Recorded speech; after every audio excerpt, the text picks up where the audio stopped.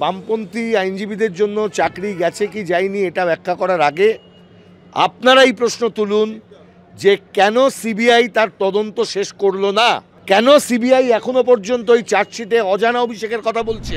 Lips and বাউন্সের কাকুর কণ্ঠস্বর নিয়ে অনেক কথা হয়েছে, কিন্তু আজকে বেঙ্গল মার্লিনের অ্যাকাউন্টসের মধ্যে কিভাবে ওই টাকাটা ঢুকলো তার হিসেবটা তো কেউ আসছে না। লিপস অ্যান্ড বাউন্স নাকি জানলা দরজা সাপ্লাই করেছে। যারা চাকরি হারিয়েছে তারাও এই রাষ্ট্রের জন্য চাকরি হারিয়েছে, আর যারা চাকরি পায়নি তারাও রাষ্ট্রের জন্য। এই চাকরি হারা আর চাকরি পাওয়ার মধ্যে একটা ফারাক তৈরি করার চেষ্টা করছে এই জনবিরোধী রাষ্ট্রশক্তি, যে রাষ্ট্রশক্তিতে আজকে এখানে তৃণমূল কংগ্রেস, ওখানে বিজেপি, এরা কেউ চাকরি দিতে চায় না। দাদা, একেবারে আমরা ব্রিগেডের যে ময়দানের চিত্র দেখতে পেলাম, বামেদেরও ব্রিগেডের চিত্র আমরা দেখতে পাই। রুজি রুটির কথা হয় সেখানে, এখানে 5 লক্ষ গীতা পাঠ একেবারে রুজি রুটি কেড়ে নেওয়া হলো সাধারণ মানুষের। দেখুন, কোথায় কে গীতা পাঠ করবেন, কোথায় কে কোরআন পাঠ করবেন, এটা তার ব্যক্তিগত স্তরে থাকাই উচিত। একসঙ্গে ধর্মীয় সভা কেউ করবেন না এমনটাও নয়, কেউ করতেই পারেন, কিন্তু সমস্যাটা হয়ে যায় গীতা পাঠের আসর যদি রাজনৈতিক তরজার জায়গায় পরিণত হয়। সমস্যাটা হয়ে যায় যদি গীতা পাঠের আসর থেকে কোনো মানুষকে আপনি নিরামিষাশী না নিরামিষভোজী নন এই রকম ফারাক করার কোনো চেষ্টা করা হয়। আমরা যা দেখলাম, সাধারণ মানুষ সেখানে প্যাটিস বিক্রি করতে গেছেন, তাকে ধরে মারলো। কারা মারলো? এই হিন্দুত্ববাদীরা, যারা নরেন্দ্র মোদী হাওয়াতে এত বড় বড় কথা বাংলায় দাঁড়িয়ে বলছে আর মমতা ব্যানার্জির দয়ায় বলছে। নরেন্দ্র মোদীর হাওয়ায় আর মমতার দয়ায়। আমি পরিষ্কারভাবে বলতে চাই, হিন্দুত্ববাদী রাজনীতি পশ্চিমবাংলায় সম্পূর্ণভাবে বন্ধ করাতে হবে। এবং আমি আবারও বলছি, আগেও বলেছি, যে রাষ্ট্রীয় স্বয়ংসেবক সংঘর সমস্ত অ্যাক্টিভিটি মমতা ব্যানার্জির গভর্নমেন্টের কাছে চ্যালেঞ্জ। তার ক্ষমতা থাকলে এখনই পশ্চিমবাংলার বুকে নিষিদ্ধ করুন। কিসের ধর্ম, কিসের ধর্ম? রাজনীতি করতে এসো, ধর্ম নিয়ে এত কথা কি আছে? গরিব হিন্দুর ক্ষতি হলে বড়লোক হিন্দু বাঁচাতে আসে? নরেন্দ্র মোদীর বস আছে না আদানি, বাঁচাতে আসে? গরিব হিন্দুর ক্ষতি হলে, গরিব মুসলমানের ক্ষতি হলে বড়লোক মুসলমান বাঁচাতে আসে? কিসের ধর্ম? আগে অন্যর ব্যবস্থা করতে হবে, তারপর ধর্ম। বাকি ধর্ম ফেলে দিন ছুঁড়ে।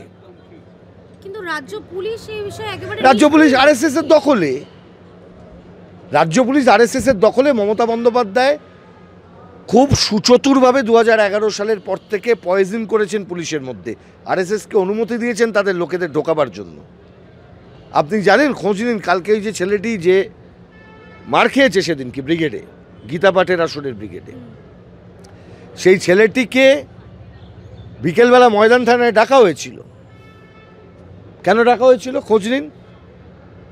মমতা ব্যানার্জির পুলিশ আজ পর্যন্ত গোটা বাংলায় এই মুহূর্তে মুসলমান কারা কারা অভিযুক্ত আছে তাদের তালিকা তৈরি করছে বিভিন্ন জায়গায়। তাহলে ওর যে বস আছে দিল্লিতে, নরেন্দ্র মোদীকে বোঝাতে সুবিধা হবে, দেখো আমি কত মুসলমান বিরোধী। এখন মমতা ব্যানার্জি নিজেকে মুসলমান বিরোধী, মুসলমানদের প্রতি ঘৃণা, এটা ওকে দেখা। দেখুন, কারুর প্রতি ঘৃণা দেখানোর জন্য রাজনীতি নয়। আপনি রাজনীতি করতে এসেছেন, আপনি মুখ্যমন্ত্রী হয়েছেন, 5 বছর কাজ করবেন, আর ভালো কাজ করলে আপনাকে মানুষ আবার জেতাবে, হারিয়ে দিলে চলে যাবেন। সিম্পল জিনিস। আপনি নাগরিক হয়ে যাবেন, আপনি মুখ্যমন্ত্রী থাকবেন না। কিন্তু এই পরিস্থিতিটাকে কিছু লোক পার্মানেন্ট সেটেলমেন্ট করবার চেষ্টা করে চলেছেন, ধর্মীয় বিভাজনের রাজনীতিটাকে একেবারে আমাদের মধ্যে বসিয়ে দিয়ে। কিন্তু রাজ্যে যেখানে চাকরি নেই, এসএসসি মামলা হচ্ছে, প্রাইমারি মামলা হচ্ছে, সেখানে একদিকে বাবরি মসজিদ হচ্ছে, একদিকে গীতা পাঠ হচ্ছে। মানুষকে এটা বুঝতে হবে কোনটা জরুরি। চাকরি দরকার না বাবরি মসজিদ দরকার? চাকরি দরকার নাকি দুর্গাঙ্গন দরকার? চাকরি দরকার না মহাকাল মন্দির দরকার? পাহাড়ে মুখ্যমন্ত্রী গেলেন, পাহাড়ে ধস হয়েছিল, তোমাদের সবার মনে আছে, মাসখানেক হয়নি। আজকে কটা লোক এই নিয়ে কথা বলছে। লোক মারা গেছিল তো পাহাড়ে, ঠিক এই পুজোর পরপর। বৃষ্টি, ধস, সুখিয়া পোকারির ব্রিজ ভেঙে যা, মানুষ ভেসে গেল।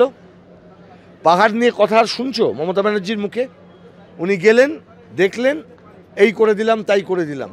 পাহাড়ের বুকে ঘটে চলা প্রত্যেক মুহূর্তে যে পরিবেশের সাথে যে অবিচার চলেছে বা চলছে, এখনো পর্যন্ত বেআইনি নির্মাণ থেকে শুরু করে পাহাড়ের যে সম্পদটাকে ব্যবহার করা কয়েকজন লোকের জন্য, গোটা পাহাড়কে বিভিন্ন বেসরকারি সংস্থার হাতে লিজ দিয়ে দেওয়া এক একটা জায়গায়, এইগুলো নিয়ে রাজ্যের মুখ্যমন্ত্রীর কাছ থেকে কোনো বক্তব্য শুনতে পাচ্ছ? ছাঁটাই চলছে গোটা রাজ্য জুড়ে বিভিন্ন জায়গায়, মুখ্যমন্ত্রীর কাছ থেকে কোনো বক্তব্য শুনেছ? কারখানাগুলো বন্ধ আছে, সেগুলোকে খোলবার জন্য সরকারের কোনো উদ্যোগ দেখেছ? এসএসসি নিয়ে আলোচনা করছো কারণ ওখানে একটু সিবিআই নাচানাচি হয়েছে, দুটো মন্ত্রী ঢুকেছে। খেয়াল আছে এসএসসি মামলায় তোমাদের নাচানাচির চোটে কিছু ছেলে আজকে চাকরি খুইয়ে রাস্তায় ঘুরে বেড়াচ্ছে।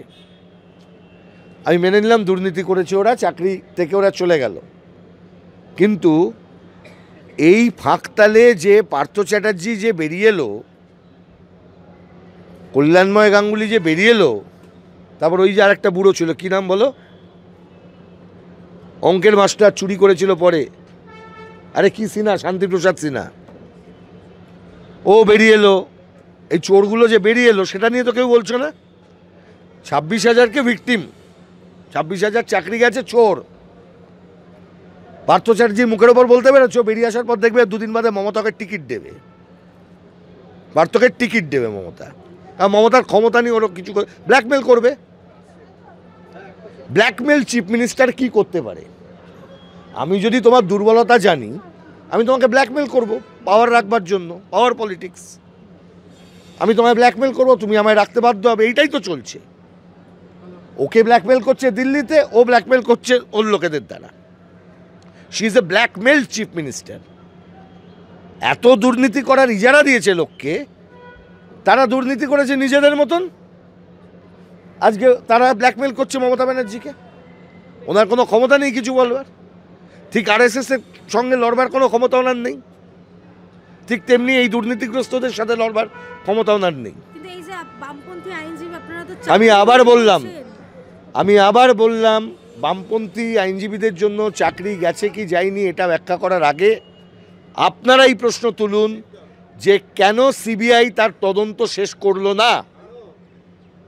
কেন সিবিআই এখনো পর্যন্ত এই চার্জশিটে অজানা অভিষেকের কথা বলছে? কেন সিবিআই এটা বলছে না যে ওই প্রাইমারি কেলেঙ্কারির টাকা, যে টাকা কালেক্ট হয়েছিল, সেই টাকা পিএমএল এর রুটে কোথায় গিয়ে জমা হলো? ওই চার্জশিটেই লেখা আছে। একজন সাংবাদিককেও আমি দেখলাম না ওই চার্জশিটটা নিয়ে চর্চা করতে। শুধু র্যাঙ্ক জাম্প, শুধু এই, শুধু তাই, শুধু অভিজিৎ গাঙ্গুলি, শুধু এই। কিন্তু আসল জায়গায় যাও, ঢোকো। টাকাটা তো কোথাও থেকে নিয়েছে আর কোথাও গেছে, এই হিসাবটা তো কেউ করছে না। সিবিআই তদন্ত তাহলে করছে না তো সিবিআই তদন্ত করছে না কেন? প্রশ্নটা তো তুলতে হবে। তোমরা তো পড়ে রয়েছো চাকরি যাচ্ছে আর চাকরি আসছে, এই ছেলেগুলো কেন করে ঠেলছো আবার এদিকে চলে আসছে। তোমরা দায়ী, তো তোমরা দায়ী। কিসের ভিত্তিতে টেন্টেড করলো একবারও তো কেউ বললে না। যদি কেউ টেন্টেড হয় তো টেন্টেড হতে হবে, তার মেটেরিয়াল থাকতে হবে। সিবিআই কোন মেটেরিয়াল এনেছিল যার ভিত্তিতে বললো যে টেন্টেড? প্যানেলটা ক্যান্সেল হয়ে গেছে, ছেড়ে দাও। কেন বলছো না? বারংবার বামপন্থী আইনজীবীদের আরে তাদেরকেও জিজ্ঞেস করো না যে বামপন্থী আইনজীবীদের কথা বলছো। কল্যাণ ব্যানার্জি বলছেন, আরে আবার বলছো কল্যাণ ব্যানার্জি তো বলবেই, কল্যাণ ব্যানার্জি তো এই কথা বলেই যাবেন, কল্যাণ ব্যানার্জি তো বলতেই হবে। কল্যাণ ব্যানার্জি শুনলাম উনি নাকি এক গ্রুপ ছেলেদের হয়ে দাঁড়িয়েছেন, তারপরে এসএসসির হয়ে দাঁড়িয়েছেন। কল্যাণ ব্যানার্জির কাছ থেকে নিশ্চয়ই আমি সততা আশা করব না, কল্যাণ ব্যানার্জির থেকে নিশ্চয়ই আমি আদর্শবোধ আশা করব না। আমার প্রশ্ন খুব স্পেসিফিক, যে এইখানে এসএসসি তদন্তে এবং প্রাইমারি তদন্তের দুটো ক্রিমিনাল মামলা আছে, যে মামলাগুলোতে চোরগুলো বেল পেয়ে আছে। একজন সাংবাদিকও প্রশ্ন করছো না তো সিবিআই কেন তদন্ত করলো না? তোমাদের ওই ঘোরাফেরা করছে কোন জজ কবে কি মন্তব্য করে দিল, কোন ঘরে কে বিরাট বোম ফাটিয়ে দিল, আজকে বিস্ফোরক অমুক। আরে আসল জায়গায় যাও ভাই, বলো প্রাইমারি চার্জশিটে লেখা আছে যে ওই লোকগুলো যারা চুরি করেছে বলে, যাদের নাম জানতে পারছো, পার্থ হোক, মানিক ভট্টাচার্য হোক, XYZ যে লোকগুলোর নাম হোক, ওই যে যারা যারা তৃণমূলের সব ধরা পড়েছিল, তার সঙ্গে সঙ্গে বেঙ্গল মার্লিন বলে একটা কোম্পানির নামেও চার্জশিট দেওয়া আছে। একবারও তো মনে হলো না, প্রশ্ন আসে না? বরখা দত্তর নাম শুনেছ তো? কি ছিলেন? সাংবাদিক ছিলেন তো, সাংবাদিক তো। এই যে ইনভেস্টিগেটিভ জার্নালিজম যারা তৈরি করেছিলেন অন্যতম মহিলাদের মধ্যে। একটু দেখবে ওনার কাজকর্মগুলো সম্পর্কে, এবং তার মধ্যে তাহলে বুঝতে পারবে কোন দিকে যাচ্ছে। সিবিআই চার্জশিটটা যদি না থাকে আমার থেকে নিয়ে একটু পড়ো, আমি তোমার কপি দিয়ে দেবো। আর একটু জিজ্ঞেস করো এই বেঙ্গল মার্লিন তার একটা সংস্থা যারা রাজ্য সরকারের সাথে পার্টনারশিপে বিজনেস করে, সেরকম একটা সংস্থার নাম ওই চার্জশিটে কেন আছে একটু জিজ্ঞেস করো তো। লিপস অ্যান্ড বাউন্সে কাকুর কণ্ঠস্বর নিয়ে অনেক কথা হয়েছে, কিন্তু আজকে বেঙ্গল মার্লিনের অ্যাকাউন্টসের মধ্যে কিভাবে ওই টাকাটা ঢুকলো তার হিসেবটা তো কেউ আসছে না। লিপস অ্যান্ড বাউন্স নাকি জানলা দরজা সাপ্লাই করেছিল, এলো না তো। কেন অভিষেকের নাম আসবে, রুজিরা নারুলা আসবে, অসুবিধা হয়ে যাবে, মমতা ব্যানার্জির নাম এসে যাবে ভয়ে। তাই সব বেটাকে ছেড়ে দিয়ে বেটে বেটাকে ধর, মানে ওই চাকরি গেল যাতে, এই ওদের একদল বলবে এই চাকরি চলে গেছে। যারা চাকরি হারিয়েছে তারাও ওই রাষ্ট্রের জন্য চাকরি হারিয়েছে, আর যারা চাকরি পায়নি তারাও রাষ্ট্রের জন্য চাকরি পায়নি। এই চাকরি হারা আর চাকরি পাওয়ার মধ্যে একটা ফারাক তৈরি করার চেষ্টা করছে এই জনবিরোধী রাষ্ট্রশক্তি, যে রাষ্ট্রশক্তিতে আজকে এখানে তৃণমূল কংগ্রেস, ওখানে বিজেপি, এরা কেউ চাকরি দিতে চায় না। আসল কথা হচ্ছে চাকরি দেব না, আড়ালে চুরি করব। চাকরি চাইতে হলে তোমাদেরকেই ভাগ করে দেবো, দুটো ভাগে, গরিব মানুষকে ভাগ করব, চাকরি প্রার্থীদের ভাগ করব করে। আমি তো আমার মজা লুটে যাচ্ছি, আমার তো মন্দির হচ্ছে, মসজিদ হচ্ছে, ইলেকশন আসবে, আমি জিতে যাব, আমি নাচবো কুঁদবো, বারবার করে মানুষ ভোট দেবে, আমি জিতবো। আর তারপর বলবে সব জিতে গেছি, কোনো চুরি নেই, আমি তৃণমূল করি, তৃণমূল